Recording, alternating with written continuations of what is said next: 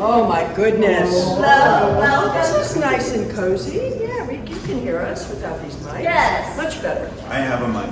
There he is, dude. It's inside. Yes, my mic is right here. Right? Everyone can hear me, right? Can we do that? So glad to have you back with us. We missed you in Chicago. So happy you're able to be here. Thanks. It's great to be here. Amazing. So I want to ask you guys individual questions about some other projects besides Pet Sematary. And then we'll turn it loose for the audience to ask what they want to about anything, okay? About anything? It's up to them. Okay. To charge extra. Be nice. Be nice. All right, Miss Denise. You know that I am such a huge fan of Dolly Dearest. Whoa. Do we have any Dolly Dearest fans here? A few, yeah? God, wow, it was you guys that were watching the movie. Can you talk about your experiences filming that? Oh my goodness. That was pretty cool. What a cast. Okay. Sam Bottoms. Just great. Wow, you're making me work here. Rip Torn, one of the great American actors of theater, and probably one of the most difficult men to ever work with, ever. Oh my God. But he was kind to me, but he took no prisoners. I mean, you had to have your shit together to work with him. He was, he had been married. You guys, now I'm giving you a little Americana theater experience. I mean, he and Geraldine Page were probably two of the great American theater actors in the 60s, if I'm not mistaken, right? I mean, the great, they had done all the New York plays. They were regarded as, the great plays, great actors of the stage, but they were crazy, they were alcoholic, crazy people, and they just burnt through a lot of stuff, but they were genius, and it was wild. I was, I had of course known of his work for so long, and was, such a admirer of his legacy and Geraldine's. When you start out acting, you kind of look at these women that really blazed a trail, really changed the dynamics of acting in America, and Geraldine Page definitely was one. So Dolly Dearest was just this quirky, odd little film. The director it was her first movie. She'd been a script supervisor on NYPD Blue, a great breakout television series, and she was being given a chance to direct. So it was just wonderful. And Sam Bottoms, all I did was mine his stories of Apocalypse Now. He was in, one of the great American movies, Apocalypse Now, and from a storied American theater family. Joseph Bottoms, Sam Bottoms, Timothy Bottoms. We're talking, this incredible family. So it was really crazy and fun and weird, and I love that you love this movie. I haven't seen it. I have not seen it. Now wait, I had already done Pet Sematary. Yes, of course. I'm trying to think. Well, barely. It was right after. Yeah. Maybe. It was just after. So I was in full, genre horror mode. Yeah. I was playing all the moms of the, nutcases out there, and the bad children. Yeah, with the weird, troubled children. You're a terrible mother. I was a great mother. Great mother. Just because you died and came back. Had to run off. Wasn't my problem. Blame your father for that one. mean, you Where guys. is he absent again? Absent father, of course. Typical. Bury him and run away. Yep. Miko. Hi. Noshing on pizza as per usual. It's my blanket. It's my It's- safety It's blanket. tradition. For those of you guys who missed it a couple years ago in Indy, he came on stage with a plate of pizza, and so now it's tradition. It's like a thing. It's a thing. I never have time to eat. He's still eating it. He's always taking bites of it, but it never goes away. It's because they're little baby bites. Miko without It's like a this job pizza stomper. for It keeps growing It's like back. movie food, right? He just doesn't go anywhere. Well, there's never really time to eat at the table. There It's never always is. so busy, so it kind of works out. Well, I'm that's just trying to be what- efficient. Well, honestly, that's what people need to understand. Because someone actually left a really rude comment on YouTube on that panel. Because of my eating pizza? Yes, and I'm like, yo, I said that. And it's like, they have to be at their table for sometimes 8 or 10 hours at a time with barely any breaks. And they're people too. And they're hungry. And they need the chance to go and eat. And this is when he could find a chance to get a slice of pizza real quick. Haters make me famous. I appreciate that comment. I didn't delete it, I just commented on it. Oh no, I never saw that. I gotta go look. I'm Right. curious. I don't know, maybe after that response they might have deleted it. Sometimes that happens Whatever. too. I don't know. Anyhow, I would love to know about some of the challenges and how did you prepare for the role of playing a nonverbal autistic preteen in Baywatch. In Baywatch. It was quite a role for you though. She's good with the deep cuts. Yeah. She likes to throw them curveballs. Right. You see it Just coming. like- Then you swing and she goes the other way. I'm like, wait a minute. Okay, yeah. So because of Mercury Rising, I played an autistic character in Mercury Rising and worked really hard on that character, maybe more than any other, just like preparing and learning about autism and trying to build the character and embody it. And during the filming of Mercury Rising, that was just for the audition process. And then once it was booked, the production company kind of linked us up with this doctor out of Chicago where we filmed, who was world-renowned in autism, and there was a school there, and I worked with him and went to school, kind of like worked on a character, bringing in different elements of different kids that went to that school, and then for a month we worked on it, and by the end I was like going to school every day with the kids, like in the classroom, and really just trying to make sure the character was dialed in. And then I forget how long, maybe not too long after, Baywatch reached out for a lifeguard scene. No, for Pamela Anderson's lover. yeah, she was like, I have to have him on the show. This I was want him so post-camp. bad. The sex tape. Yeah, and then we used AI to put no. So yeah, so they had this episode that had an autistic character in it, and they asked me to kind of either modify or reprise in one way or another the role of Simon, because the other production company had already invested all the time to make sure it was accurate, and they're like, hey, can you play this character for that episode? And I got to go to Hawaii for a week, and that was really fun. Yeah, for sure. Yeah. Amazing. Good question. That was unexpected. Okay, Brad. Uh-oh. You know, part of me says I should really ask about Annabelle's creation, but my part and my little nerdy part, I've already hit Denise on this before, wants to know about Diagnosis Murder. Diagnosis of murder. Wow. Yeah, you know, that was great. That was great. Do any of you remember Diagnosis Murder? Okay, good. I did too. 2 episodes Denise did. You did? Well, yeah, Dick Van Dyke. Mm-hmm. Oh my goodness. I mean, The best. that was like working with this icon, you know, and I like, for the first day on the shoot, I was just flabbergasted that I was, you know, that I was working with Dick Van Dyke, and I couldn't even talk to him because I was like, blah, blah, blah, blah, right?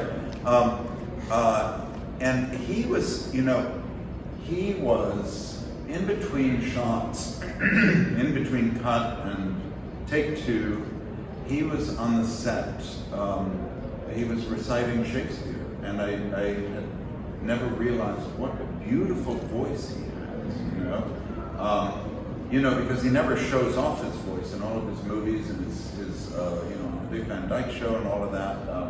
You know, he never shows it off. Yeah, so he was doing Henry V on the set of Diagnosis Murder, and then we had a big conversation because I know that he had been at Stan Laurel's funeral of Laurel and Hardy, right? And we talked about Stan Laurel and Charlie Chaplin and all those great comedians. I know this is kind of part of where I started with all this. I read, when I was a teenager, I read so many books, and I would go to see every silent movie I could. Like I would go to these big theaters where there were screenings, and I would like sit in libraries where it never even gets dark enough to watch a black and white film, but I would be there and watch it, and there's one guy in the back who's going, you know. So we talked a great deal about that, you know, because this was a common interest of both of ours, and that was just priceless. For me, it was absolutely priceless, you know. And I asked him if he had ever met Chaplin, and he said, no, I had never met Charlie Chaplin, but he said, when I was on Broadway, before I had done any films, apparently Chaplin had seen him in this Broadway show, I don't even know what it was, and had written a letter to somebody in Hollywood saying, this young man is a great comedian, hire him. But I'm not sure how that whole, and then shortly after that, Dick Van Dyke came to Hollywood, and you know, so anyway, that's, you know, I haven't talked about what I did on the thing because it's kind of inconsequential. You know, somebody like Dick Van Dyke, I mean, it's like your story, you know, it's like. I think I played an aerobics instructor. You know, speaking of Dick Van Dyke though, you know, he loves Halloween more than anything. I mean, just because we're at Days of the Dead, I just have to throw that out. He goes all out for Halloween. Wow. His home, he lives in Malibu, you know, on the beach, and he tricks out his house. Do you know that? Do you know about that? Yeah. Okay, because you were nodding your head. I thought maybe you had read. So, I mean, this is his, like, Christmas on steroids. Wow. Yeah, he just goes nuts. And I always wanted to go out there and like try to find it, you know. I don't know, you know, yeah. Find like the Halloween Griswold house, you're like, that's the one, that's his. Yeah, that's Dick's house. Yes. But you know, I mean, we were on set and we were working, and he was very happy to talk. He was telling me stories for hours about, you know, mostly about Stan Laurel and Laurel and Hardy, and working with Stan Laurel, and that's what led to Chaplin, because Stan Laurel was Charlie Chaplin's understudy in the theater before either of them had made films. And and he took this time, and he was telling me all sorts of things. Yeah. And he didn't have to do that. He could have, you know, cut it short because he has to prep for the next scene or whatnot, you know. But he didn't. He was so generous and so pleasant. Kind. So kind. Yes. Really absolutely. kind. Yeah. So that's my story. That's an amazing story. And nobody has ever asked me about that.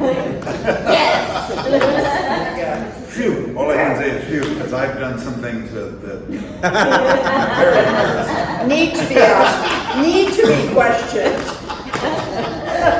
All right, Andy. Okay, I'm gonna stump you, right? I mean, not necessarily. You don't have a very extensive film career. No, I do not. Booth skills the only thing I found. Exactly, right, that's it. But I'm a big theater nerd. We just talked about it a little bit, right? In fact, he doesn't know this that much. One of my theater mentors is right there in the second row with the beard. He doesn't know he was my mentor, but I used to watch him and try to learn from everything that he was doing when we were in a theater together, right? Yeah. So he's here, and it's so exciting. Yeah. Anyway, you're a big theater guy, and you've done a lot of theater, right? Yes, I am. Can you tell us a memorable story for a favorite memorable story from a play or musical or whatever you've done? Jeez, well, they were all mostly plays. A memorable story. Oh my God, you got to get more specific than that. And you think, oh, jeez. Andrew has told me all of his memorable Can stories. you remember any of my memorable Here's my memorable Most embarrassing moment. Okay, I can't remember. When we met each other, it was in the makeup trailer, right? Yes. On Pet Cemetery up in Maine, and I come in and he's like got this thing on his body and all that, and he's in the middle of being made up, and we just started talking, and we were talking about New York theater. Yeah. Right? Yeah. Talking all about, you know. You were also comforting me because I was scared shitless. That would be very nice. I didn't know that part, Yes. but we like hit it off on talking about what was, because you were in New York at that time. Yes. Have you seen this? Have you seen that? Was this any good? Is that any good? You know. Yeah. That was, you know, that's like, That was nice. yeah. Yeah. And we still, when we're together, when you know, when we're not signing autographs and stuff, we're like, okay, so because he played Hamlet in Hamlet, and I'm always like, what about that line? That line that Claudius has. How do you handle that, right? All these little minutia that nobody else is going to be interested in. That's amazing. And we're always talking about theater, constantly, right? Yeah. That's why I love talking to you. Yeah. Because actually, you know, what Andrew did was kind of that was what I had imagined for myself. I went to New York from Virginia, and my goal was to audition for everything that I could in New York so that I could learn how to audition, and then I would go to a place, a smaller market like Minneapolis, and do theater. And I thought I would have the career that you had. That was the plan. But like 1 year and 8 months into my 2-year stay in New York, I started booking film and TV stuff. Darn. Yeah. But you know, so I had to go with that, which really shocked me. Yeah. But we've always had this bond over the years, Beautiful. and it's lasted all these years. I love all these that. Amazing, That's awesome. right? Oh, Right. thank you. Yay! But Yeah, thank you. That's great. I'm his ventriloquist. You mentioned that you were in the makeup trailer getting made up to be your creepy, scary Zelda. Who's Yeah. getting ready to scare us shitless because you were scared shitless. I was First, Yes. Can you That's tell part us of- about that process of being scared in the makeup? Like, what happened? Why were you scared? Well, it was like a cumulative effect because I think it was shot in Maine, right? The movie, and it was the last 2 days of shooting when I showed up, and I remember having to borrow money in a cab to get a cab to the airport because I had no idea how to get to the airport in New York, and I was sleeping on my brother's couch and like living that kind of life. And like, so I got to Maine, and they drove me around, and it was really my first experience of doing a film. So I was pretty scared. I didn't know what the process was like. And so what you see on the film is my own terror kind of coming out. And that's really kind of what it is. And that's. It works. It worked. I was using my reality at the time to fulfill my role. Aww. Do we have any audience questions? In the back. How does it feel being the first person to kill, what's his name on screen? Talking about. Herman Munster? Yeah. Ready. Yeah, it was. My parents said that I adored him. I wish I remembered more. I hear he was a great guy. Everything he was just fantastic. In Pet Cemetery, I was 27 months. Oh my goodness. Yeah. Do you remember, like, because my memory goes as far back as 5. Do you remember? No, I think because it's been such a big part of my life, it's some of my earliest memories, just everything about it. Yeah. Like parents talking about it, the stories, just constantly being reminded of it. Yeah. So yes and no. The actual, like, through my eyeballs being there, not so much. Uh-huh. But I do feel like there's a lot of memories of memories Oh, yeah. of like remembering remembering it being young. Like, I don't know, it's hard to explain. No, I know. When I was 16, we went back to the house where it was filmed. And the family was really nice and let us go in and kind of take a little tour and whatnot. And I couldn't tell you where anything was, like, by memory, but I would walk through a doorway and everything would be immediately familiar. It'd be like, oh, this is that room. I've been in this room. I've been in that room. I've been in all these rooms. So that was filmed in a real house, like the inside. Yeah. It was the real interiors. It wasn't a set. Concrete house. Not at all. Yeah, was it next door? There was another house and a facade was built so that they could burn it to be Judd's house. But Judd's house, as in the book, was across the street. Yes, They found that Like location that's to not mirror the book. even Right. done ever. on the desolate road. Yes, Like- on a road that, was exactly what is in the book. Which leads me to ask, what inspired all of you guys to be a part of this project? What was it about Pet Sematary, and was it the creators behind it, or the story, obviously? They paid us. They paid us. we needed a job. Oh my God, we're so lucky. We got a acting job. Yeah, we had They no. didn't approach us, we approached them. But that was during a writer's strike. Oh, Yeah, nobody was working. oh, Yeah, 1988 writer's strike. Wow, for me, I knew the director because I had done some music videos with her. And she came out of that discipline, music. They were, in the 80s, they were plucking a lot of music video directors, excuse me. And so she and I we were friends, but I had to test. I had to do a screen test, at Paramount to get the role. It was me and Rebecca De Mornay. And Mary really wanted me to do it, but she had to go through the process, the studio. And I think Rebecca had already done Risky Business, if I'm not mistaken. So I was up against, a major, hot chick in Hollywood, and it was Dale and another guy, I remember, and I tested with both, as Rebecca tested with both, and Mary called me that night and said, who do you think should play Louis? And I said, Dale. wow. So he owes me. Right on, man. Yeah. And he's What never is- paid up that No, he's never. What is it about, like, for everyone, what is it about, like, a certain director, that really resonates with you, where you make that connection when they allow you to be who, create the character that you guys wish to create, and what is it about that? Again, you can't do that. He's still eating the pizza, by the way. Yeah, if you're lucky enough, to be in that position where, you're collaborating with an interesting director.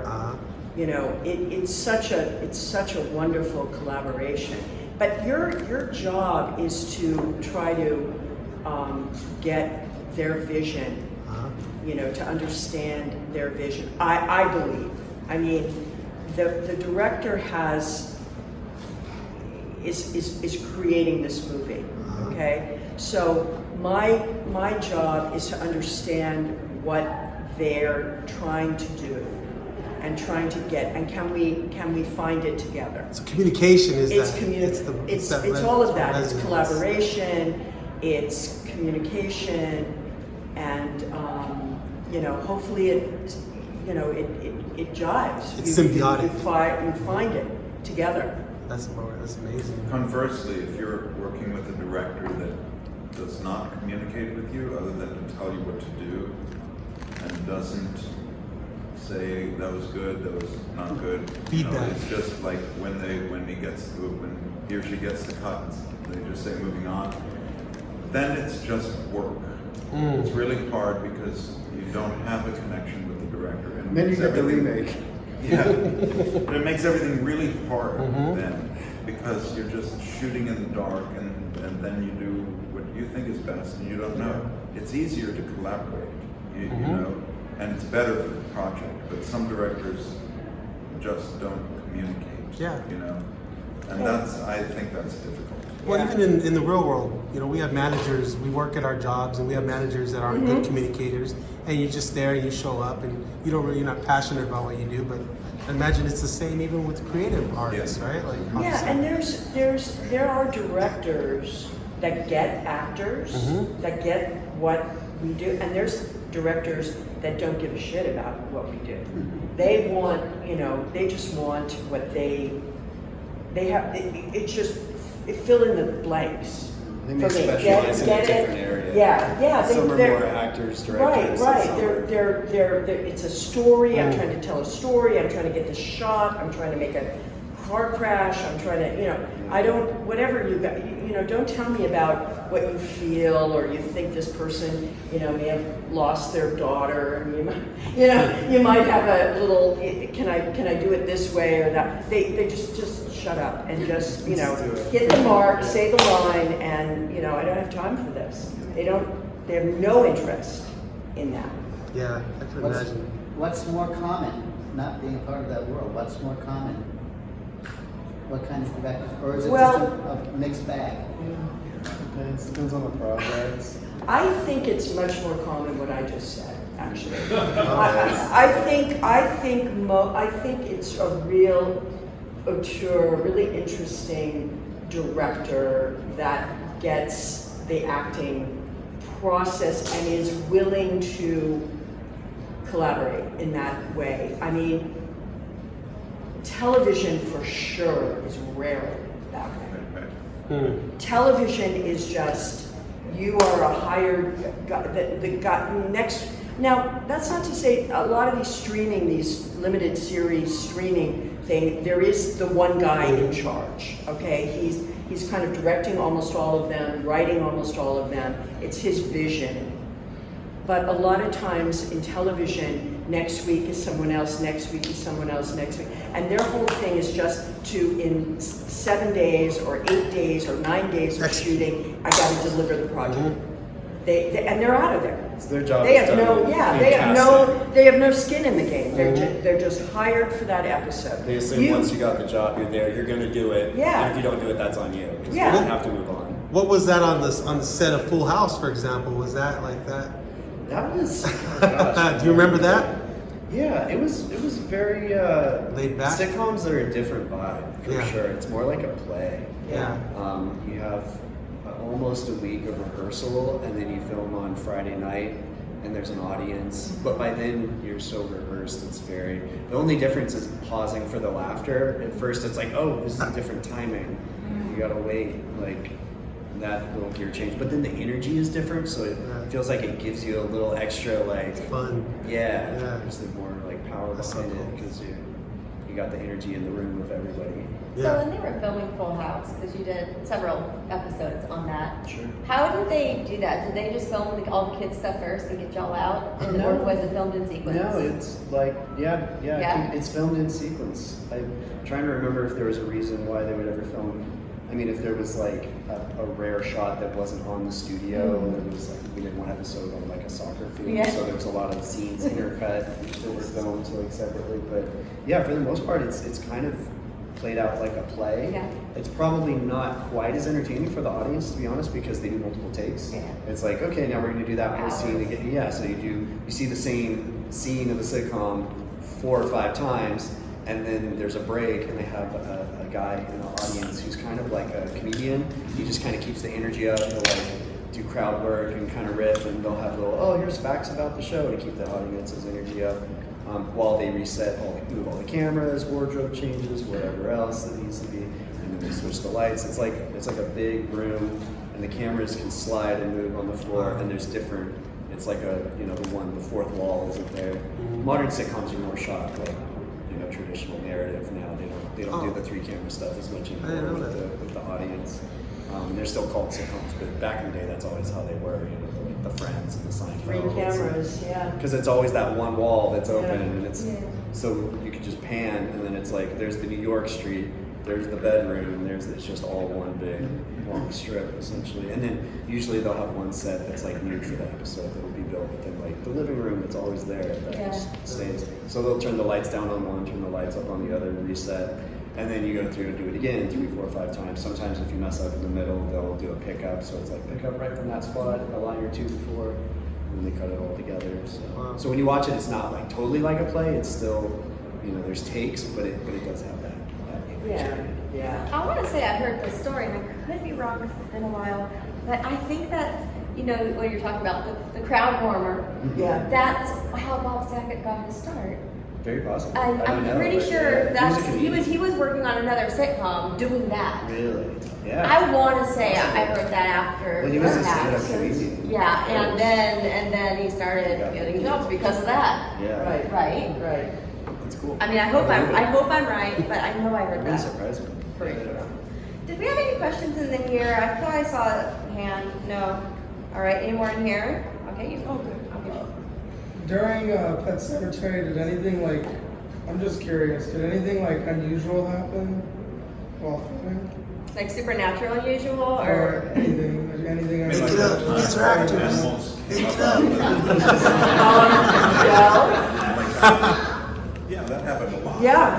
What? And all the ghosts, they were so cut, get rid of the ghost, get the ghost out of the shot, and go again. Oh, the ghost.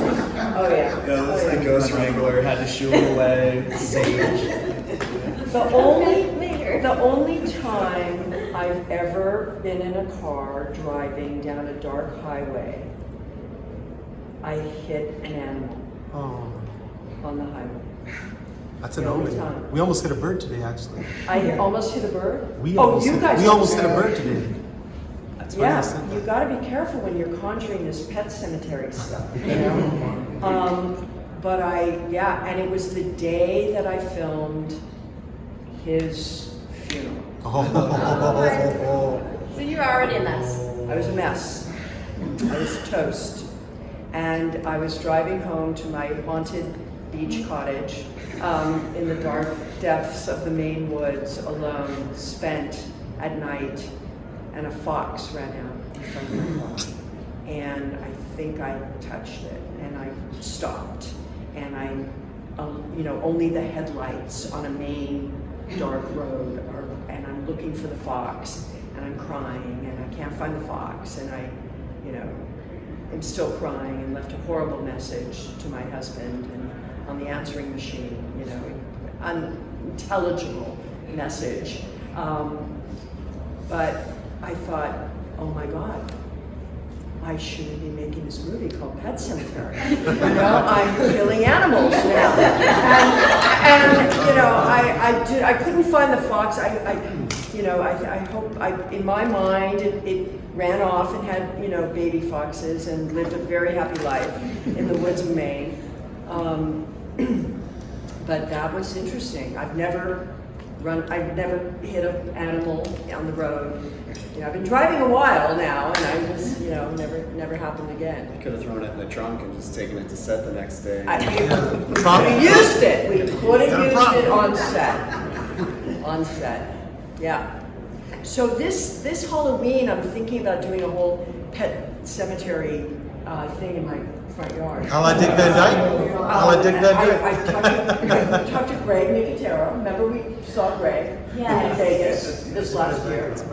And I said, I've always wanted to do for Halloween a whole pet cemetery, replicate the pet cemetery in the movie.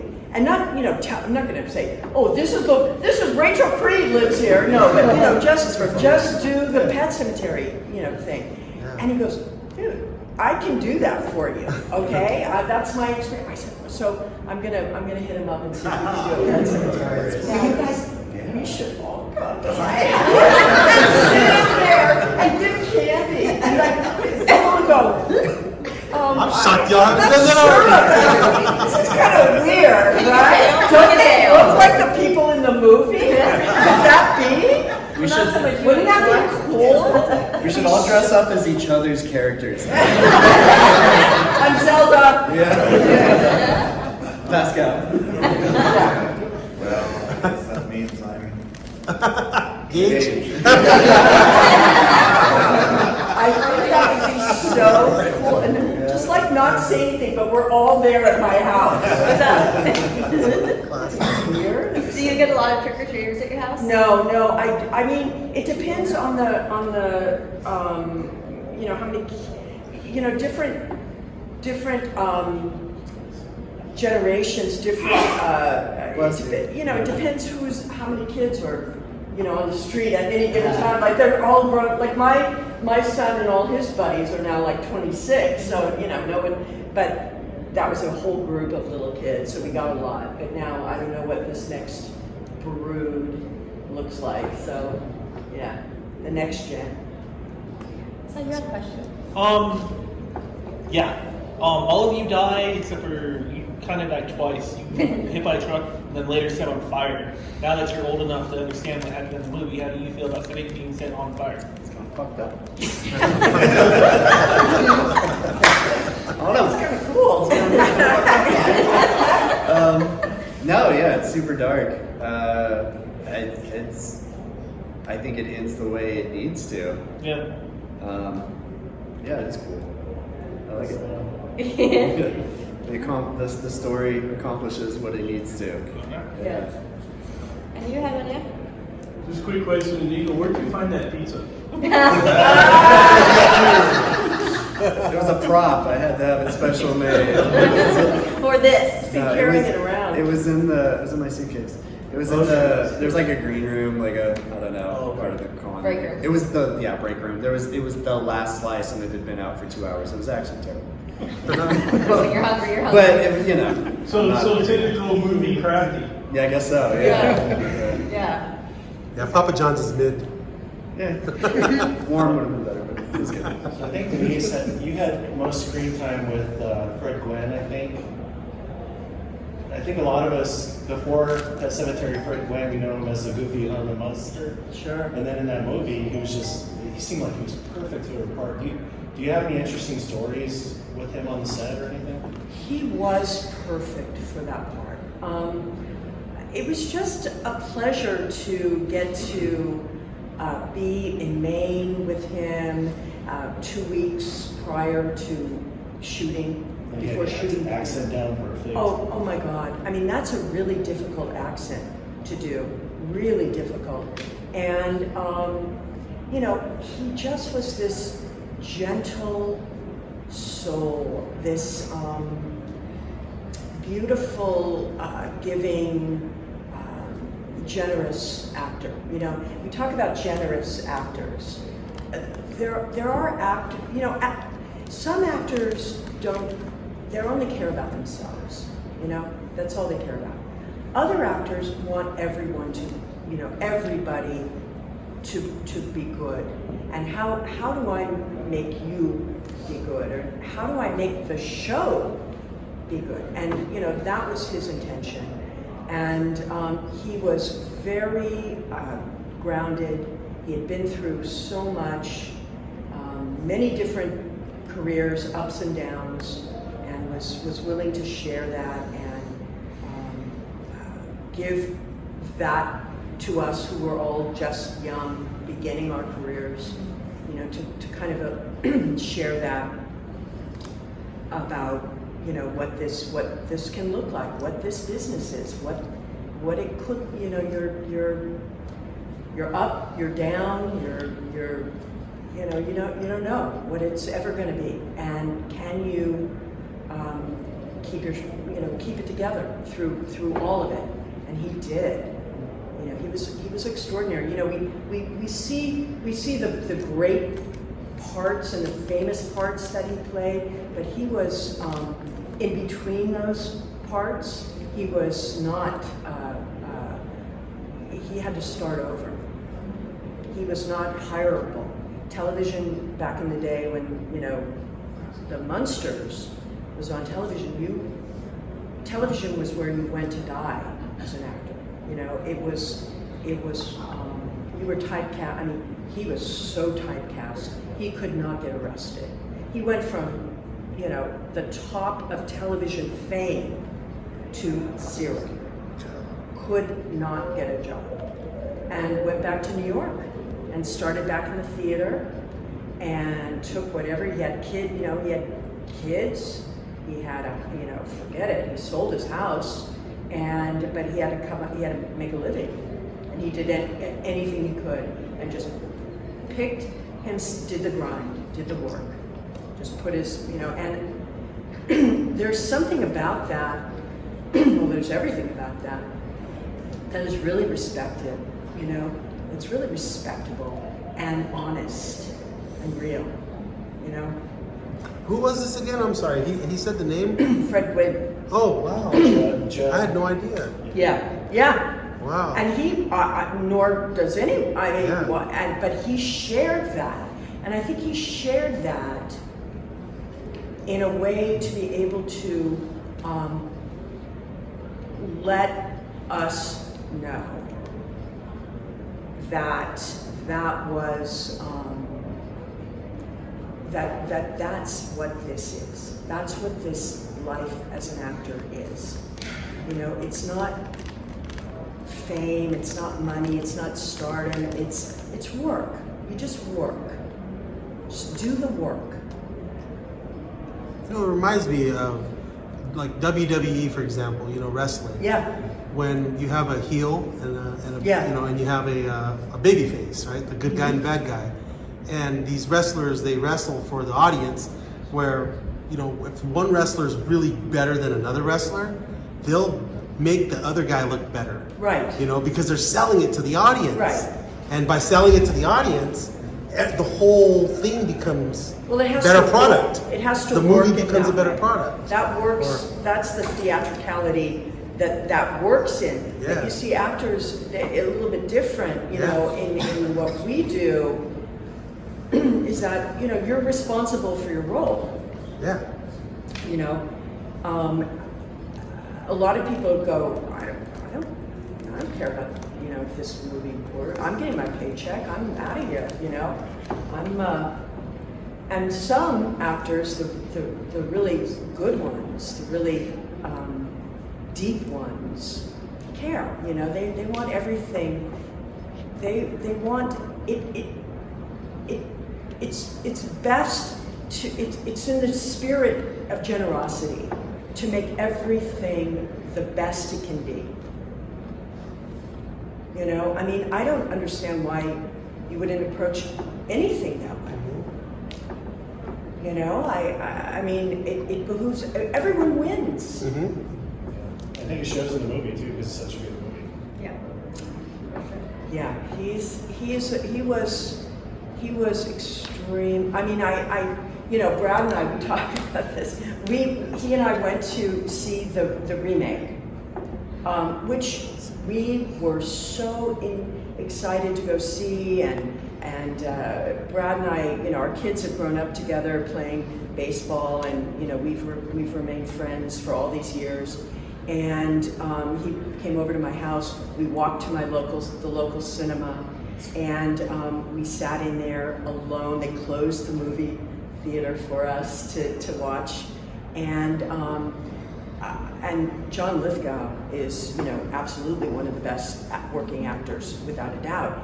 But it's like, Fred is Judd Crandall. Yeah. I just dropped the mic, He made us, he elevated us. He raised the bar. When I sat in that room for 2 weeks and read that script with Stephen King and Mary, the director, and Judd walked in going, oh yeah, I can't even do the accent, oh, if I'm made, whatever the hell he does. I went, okay, oh God, okay. I better really know what I'm doing. Fred was Judd, like, to a T. Yeah. As written in the novel. And that's why it was so amazing. It's whatever. Page. Yeah, Yes. it's like you manifested this character. He embodied it so well. I remember, when the baby goes running, and he scoops it. Oh, you better not let him in, in the road, whatever he says. And I'm going, oh, thank you, and it was just, my God. There was I didn't feel I was acting. I was like, we were on this road, because the house is over there, the Creed house is over there, this is no set. Didn't Mary shoot? It was like out of the book. Mary shot as chronologically as possible too. So. For your benefit. So this is how brilliant she was and how brave she was, because and I don't mean, I hope I'm not talking too much. But usually when you shoot with kids, you have twins, as in Ellie they were twins because of obvious reasons. You can't work these long hours. You can only work with children. They have to go to school. Blah blah blah. There's all these rules. So when Mary met Miko and saw Miko, it was like, done. This is Gage. And I'm sure, I don't know, but I'm sure the producer said, yeah, but he doesn't have a twin. I mean, how are you going to shoot this movie? And she goes, I'll figure it out. I'll figure it out. It'll be harder, but no, this is my Gage. And they agreed. And so that meant, okay, how are you going to get a 2-year-old to kill their mother at the end of the film and come back from the dead and slash, the neighbors, kill it, all this stuff. And Mary goes, because we're going to shoot in chronological order so that he's going to feel like he's going to camp. He cannot wait. By the time I dress him up in that little Edwardian, velvet outfit, he couldn't wait. He couldn't wait to get on the set. He was like, oh my God, I'm going to see my friends. I'm going to see my friends. He was like, mommy and daddy, go away. I'm with this mommy and daddy now, And Judd, where's Judd? He was just so willing. And Mary then could get him to do anything because he was totally trusting of the process, of the set. He felt safe with us. We were his. This was like, I'm doing this every day for months. We were there for months in Maine. Wow. Very smart. I really smart. So that's how you teach a kid to kill. Fool him, trick him. He's going to camp. Yes. Okay, Andy talked about this earlier, but this is for everyone also. All of you work under makeup in regards to the film. Even Miko was under a little bit of makeup in regards to his role, but I doubt he really remembers anything. So, Denise and Brad, how was your experience under the makeup? How long did it take for those particular effects for you? For me, it depended on what makeup we were doing, because there were 3 different versions of me depending on where we were chronologically in the movie. At the beginning, I'm not as veiny, and at the end, I'm very veiny. So we had 3 different looks for that, right? And those veins were all hand painted every time we shot.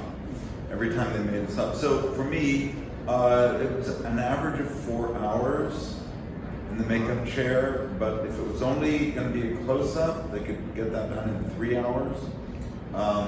If it was legs and everything, it could take like 5 hours. And then it was 2 hours to get it all off. And when we were shooting, see, the problem is I had this blood that had to glisten, and it was on hands. I couldn't touch anything, because anything that I touched would get the blood on my fingers on it, and I couldn't, like if I had an itch, I couldn't just do that. They gave me a chopstick to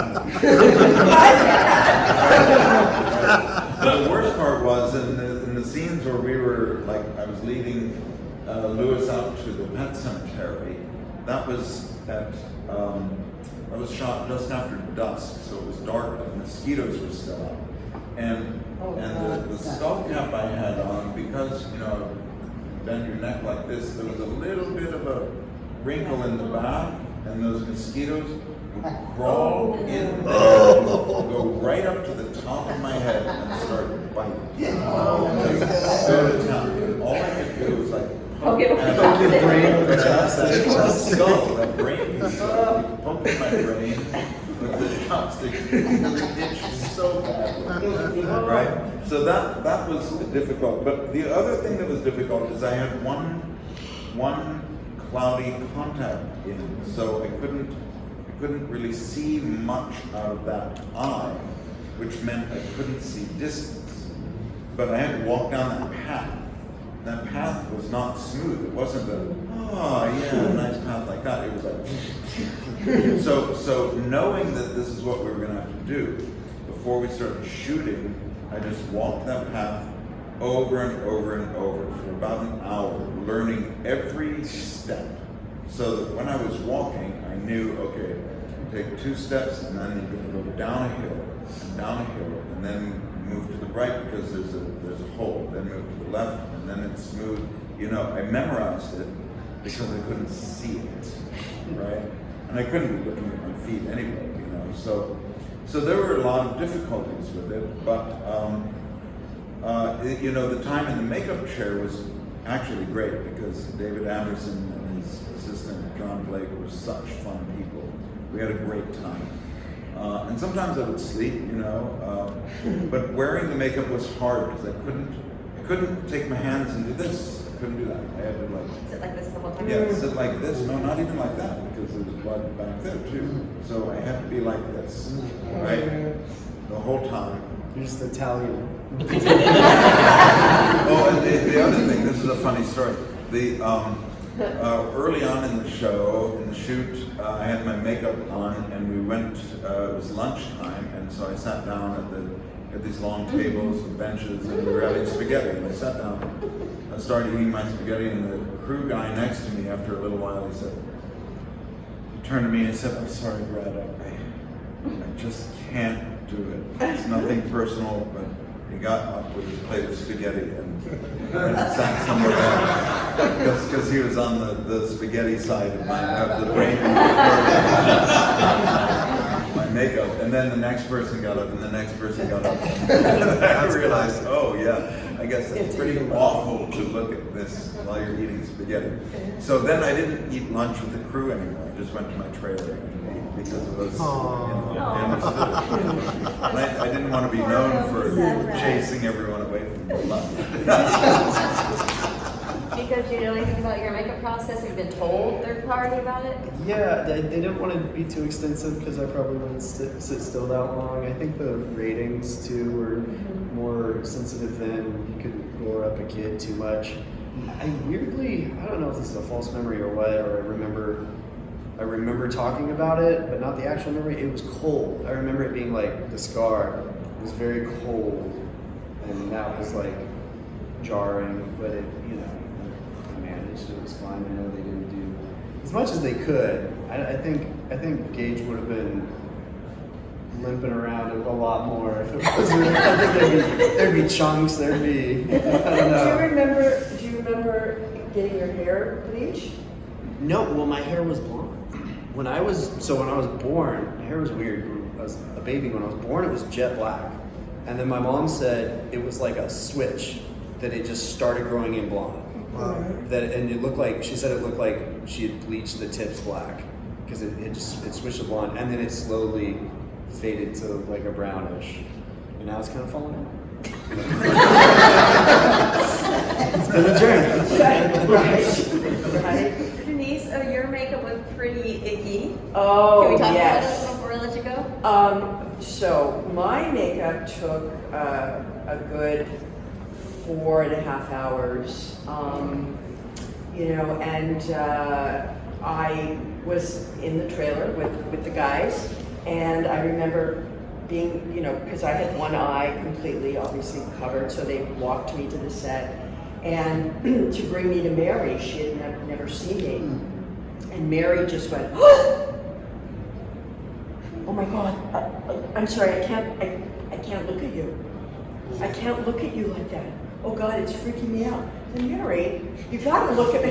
You're directing me in the movie, okay? You gotta look, Mary, look. And she goes, oh my God, it's completely freaking me out. So it was amazing. And shot the scene, and we wrapped up and went back to LA. And then I get this call, we have to reshoot it. They want it even gorier, which is, I've never heard. Usually they want you to take it down a notch, but they wanted it, more gory. So they wanted more ooze and pus coming out of my eyeball into Dale's mouth. And, it was just like, come on. So I had to do, they on a Paramount soundstage, just redid the exact set of our kitchen, and went back and shot it one more time. Probably wasn't cheap. Reshoots. Oh my God, no! Yeah. Months later. Wow. Months later. Did you have issues with your hair? Like, has it changed from dyeing? No, because it was enough that they could pull it off. But it was just. And those days too, they would do, like, I had to do a full body cast, at Lance Anderson's studio out in the valley, and they don't even do that anymore. And oh my God, you guys, I had to do that, that full fit, because you see, I drop the mother drops hanging from the ceiling, so that's obviously a full body dummy. But oh my God, so they put that plaster on your face, and you have to sit there for a few minutes for it to set, and you've got straws right in your nose. I'm claustrophobic. Okay. I hear even non-claustrophobic. Yeah, I mean, in that. they're telling me, they're talking me through it, and towards the end, I was like that, literally going like that. Get it off, get it off, get it off. And, I mean, it was bad. You guys all had the same? I don't remember what Yeah. I had, but I went through that a lot from the Star Treks. Oh, okay. Yeah, but and that was like, it got better and better because the first ones were like plaster. Full on. Yeah. Full on. And then It's hot. And you feel it setting. It's like, Tightening. And you're just sitting there going, oh, I'm gonna die! It's so bad. It's so bad. Wow. No, you couldn't pay me enough to do that. No. Next. Not doing it. Okay, I have one more rapid question before we set you guys loose. Are you ready? Uh-oh. I know, right? He knows me, so he's like, fuck you. If you could give your characters now a piece of advice, what would it be? Good game on leash. If we could give our characters a piece of advice. What would you Stay out of the road. No regrets. I'd do it again. I don't think I'd marry Louis Creed.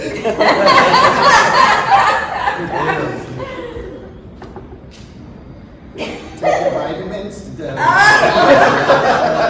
genetic testing, I don't know. Do yoga.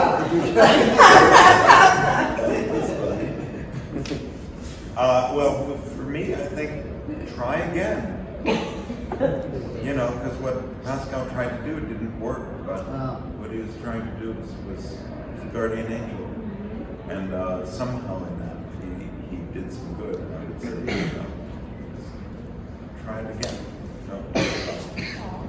Oh, it's awesome.